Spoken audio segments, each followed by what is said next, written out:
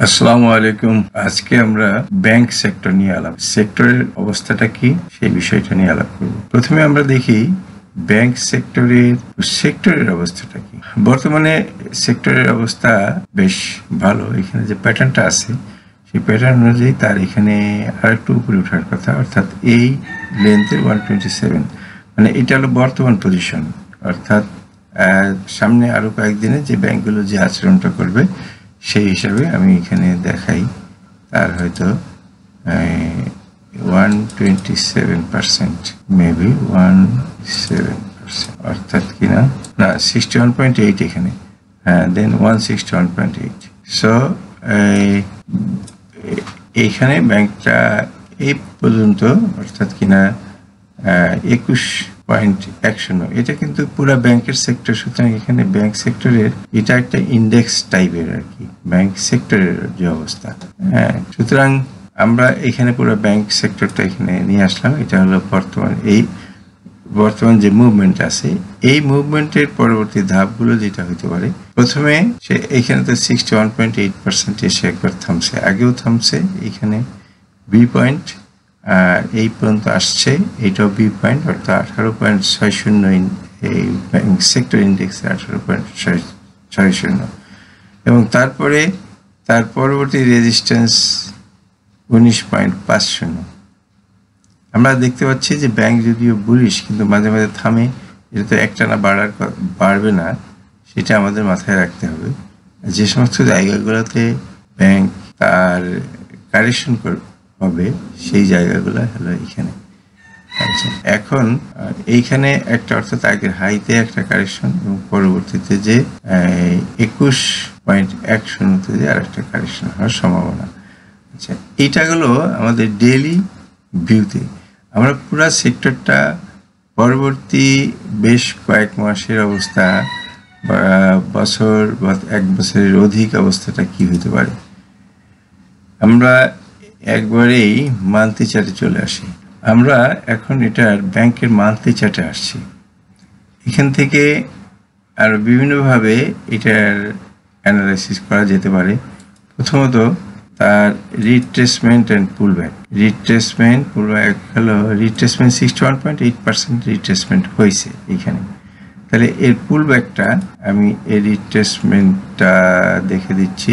Retracement আমরা এখানে যেমন দেখছি লাস্ট এপিসোডটা, এটা অবশ্য মান্থলি চার্টে, লাস্ট এপিসোডটা সে এইখান থেকে এটা হলো 61.8%। তাই according to retracement and pullback তার আচরণটা ঠিকই আছে, অর্থাৎ কিনা সে রিট্রেসমেন্ট 61.8%। সো আমি এখন দেখি তার পুলব্যাকটা কোথায় হতে যাচ্ছে। পরবর্তীতে তার পুলব্যাকটা হবে এই হওয়ার সম্ভাবনা হলো 1.618, অর্থাৎ কিনা বর্তমান মার্কেটে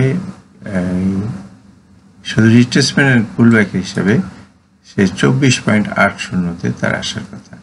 এখানে তার রেজিস্ট্যান্সগুলো হলো একটা সামনে 21.00 এবং পরবর্তী ধাপে যে সে 24.80, অর্থাৎ এই পর্যন্ত তার আসার একটা সম্ভাবনা। এটা শুধু রিট্রেসমেন্ট এন্ড পুলব্যাকে।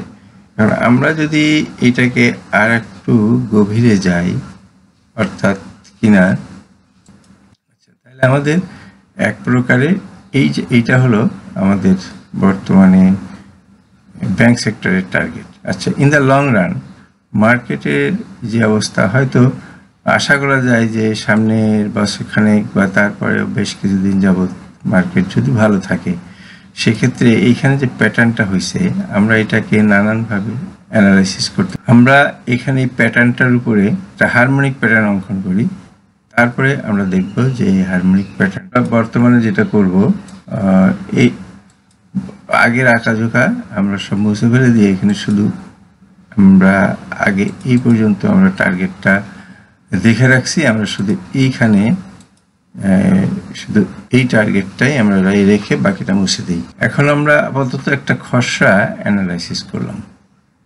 খসড়া অ্যানালাইসিসটা অর্থ কিনা আমি এখনো টার্গেট নির্ধারণ করিনি। টার্গেট নির্ধারণ না করে প্যাটার্নটা আঁকলাম। আগে দেখি এটা কোন প্যাটার্ন। আমরা এখানে দেখতে পাচ্ছি যে এটা ব্যাড প্যাটার্ন হতে পারে, যেহেতু B point is equal to 57, প্রায় 61-এর কাছাকাছি, কিন্তু 61 না, 61 হলে আমরা একবারে ক্র্যাপ প্যাটার্ন বলতে পারতাম। তো এইখানে যে এই ধরনের পরিস্থিতি হলে যেটা হয়, এর টার্গেট হলো 886%,